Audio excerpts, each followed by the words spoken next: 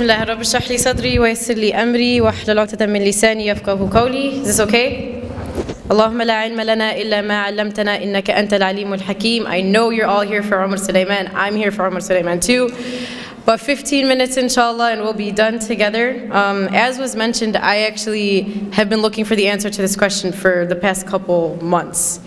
And it's that a lot of people on the outside look at you thinking that you're something. You know, you're a youth director, you're a pharmacy student. I'm sure many of you are MSA members, you lead things in your masjid, you're in Islamic organizations, you just graduated from college and now you're a doctor, or you're an engineer, or you're a teacher. You just grew a beard and now people are calling you sheikh. You just wore the hijab and people are calling you sheikha. And you know, sometimes it's kind of hard to reconcile the fact that all of these people are looking at me thinking that I am something, attributing the status to me, you know, thinking in their mind that I am superhuman, or thinking in their mind that I'm angelic, or thinking that I'm better than them. And the question comes, well, what happens when the people see something of me, but when I look at myself in the mirror, I see someone completely different? What happens when the person that people see is not who I actually believe that I am? And how do we reconcile between that? So I hope that this is a struggle that I'm not the only one facing. Does anyone kind of feel me on this? All right, alhamdulillah, that's good.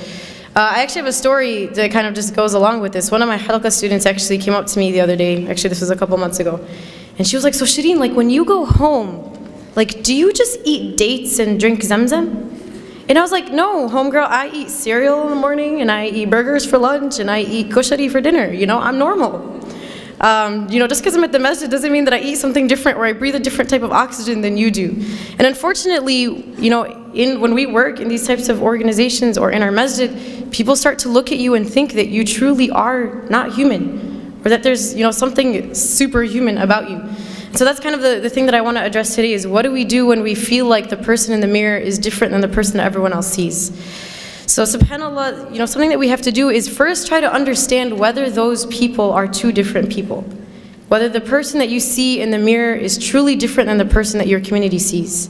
Or whether you're just being too harsh on yourself and you truly are amazing. Or whether you're thinking of yourself too highly and you really should start to reconsider some of the things you've done. And so I kind of came up with a litmus test as to what you can ask yourself to try to understand whether those two people are really two people or if they're one. And the first question that you can ask yourself is, and I want you guys to think about this, if I were to go up to someone in your community whom you work with, or if I were to go up to someone, you know, on your shura in the MSA, or someone in your masjid that you work with, or someone that you've mentored in a halaqah, or someone that you work with at work, you know, your co-resident, or whatever it may be, and I were to ask them, you know, tell me about Shereen. Like, what is Shereen like?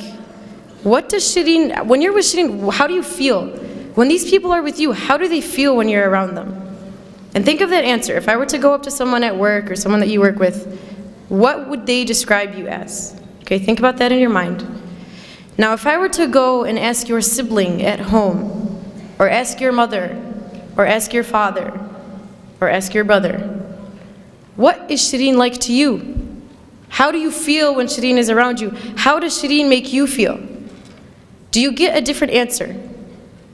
Is it that the people outside think something of you, and when you treat them a certain way, yet you go home and you treat the people at home differently? And if you find that those two answers are different, then know that there's a problem. And again, I wrote this because I need the answer, and I'm saying this to myself before anyone. My mother's in the audience and she can attest to this. But I'm sure many of us can look within ourselves and say, you know what, those two answers are different. The person that I am on the outside is different than the one I am at home.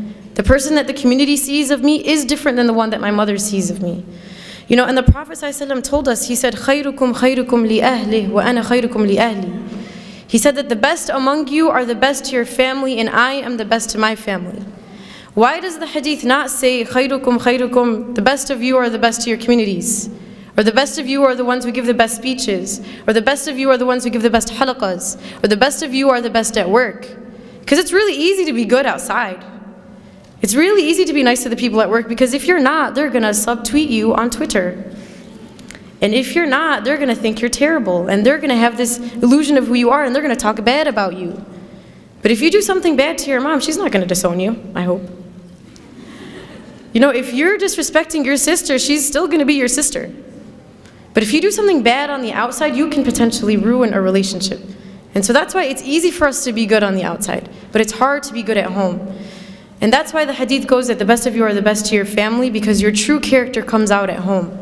When you've had a long day at work or a long day at school, you face a lot of difficulties, a lot of struggle, you've had a hard day, and you've tucked it in so no one sees it of you, no one sees the flaws, no one sees the weaknesses. But then you go home and you unleash the monster. You unleash the thing that's been building within you the entire day. And who do you unleash it to? The people that you should care about most. The people that deserve the most respect from you. You know, and that's what we do. So I need you guys to think about that. And Aisha radiallahu anha was asked about the Prophet ﷺ. She was asked, you know, we know that the Prophet ﷺ on the outside is amazing. Tell us about what he's like at home. We don't get to see him at home. Aisha, tell us what he's like at home. And her response was profound, not just in the way that she described the Prophet, but the fact that it came from her. She said, كَانَ قُرْآنًا يَمْشِي, that he was a walking Qur'an. He wasn't just a walking Qur'an when he was at the masjid. He wasn't just a walking Qur'an when he gave a halaqah. Not just when he was in the community. He was a walking Qur'an when he was at home too. The Qur'an that he was walking, he walked outside and he walked inside. The people who were within his home felt the same way that the people on the outside felt. That's why this is profound. That's why this is important. But I'm sure all of us are trying to be that Qur'an and Yamshi on the outside. We're trying to be that amazing halaqah giver on the outside. We're trying to be awesome to everyone on the outside, yet to the people at home we don't care. And there's a beautiful line of poetry that I read the other day, and it's scary. Listen to this. What good am I if I do not fill the plates of the ones who fed me, but fill the plates of strangers? What good am I if I do not fill the plates of the ones who fed me, yet fill the plates of strangers? What good are you if the one who raised you doesn't see anything from what she's raised you with? What good are you as the one who fed you doesn't see any of the fruits of what she's taught you? The one who spent her blood, sweat, and tears on you for 20, 30 years. And the one who is the reason as to why you are who you are today. The one who helped you get there. Yet as soon as we get our degree, as soon as we can speak, as soon as we're something to the community, we forget about everyone who taught us. We forget about the people who made us who we are. So that's the first question you want to ask yourself. What does your public self look like versus what does your family see of you? What do the people in the community see versus what does your mother see and what do your siblings see? And the second question that I want you guys to think of, and again, I'm talking to myself before anyone here, is compare what your salah looks like in the masjid, when there's a bunch of people in the congregation, versus your salah at home when the only person that can see you is Allah. When you're at the masjid, do you tend to read the longer surahs? Do you tend to pray the sunnah and then stay and do the adhkar after? And when you're at home, do you do the same? Or when you're at home, is it Qul Huwallahu Ahad and then you're done and then you don't even pray sunnah and you don't even do adhkar and then you move on to the next thing, right? And I'm sure if we were to think within ourselves, the answer to those two questions, at least for myself, is probably different. That when I'm outside, I'm acting a certain way, yet when I'm inside, I'm not the same. My worship in the eyes of people is not the same as my worship when it's only Allah who's watching me. And the question is, why does it matter who's watching when Allah was watching in both? Why does it matter who else is around you when Allah was always around you? And there's a very scary hadith Qudsi that Allah subhanahu wa ta'ala talks about. And He says, "Abdi lima ja'altani ahwana an-nadhirina ilayk." He says, my slave, why did you make me the least of your worries? Why did you not care about the fact that I was watching you? He says, "Astahyayta min khalqi wa lam tastahi minni." He says, you were embarrassed in front of my creation, but you were not embarrassed in front of me, the Creator.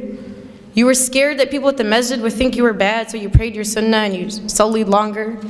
Yet when you went at home and I was the only one who watched you, you didn't care. You weren't embarrassed that you read Surah Al-Ikhlas and that's it. You weren't embarrassed that you didn't pray your sunnah. You weren't embarrassed that you didn't do your ithqar. Why don't you remember that I was watching you, and I was always watching you, and I am always watching you?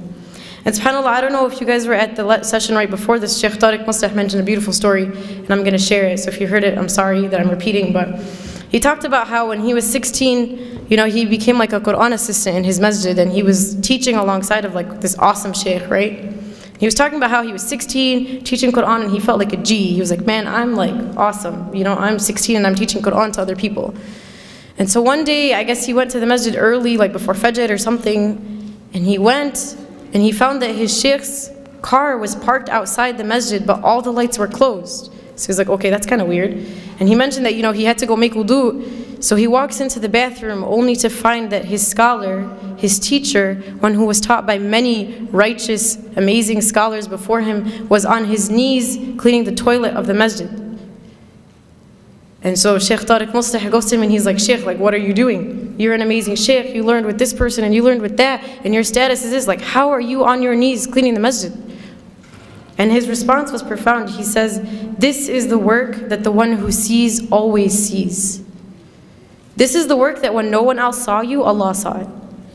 Because what we do is we love to be the one with the microphone, we love to be the one who everyone can attribute things to, we love to be the one with the title. You know, I love to be quoted, I love for people to know who I am. Yet Allah subhanahu wa ta'ala sees the things that no one else sees.